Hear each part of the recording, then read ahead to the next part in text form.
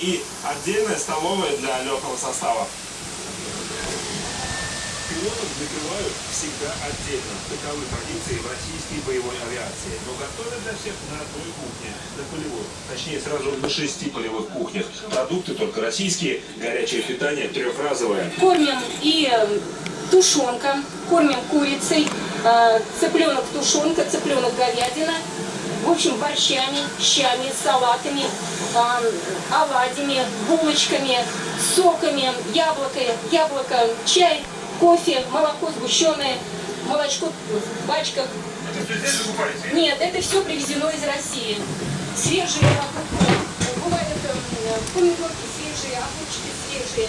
Все для наших ребят, все с душой, все свеженькое, вкусненькое. Им нравится. Здесь же развернут собственный мини-хлебозавод. В сутки выпекают более 1000 буханок из российской муки. На соседней площадке работает мобильный стиральный комплекс. И здесь же разглаживают просушенное постельное белье для личного состава. Для успешного выполнения задач российским военнослужащим в Сирии созданы все необходимые условия. В настоящее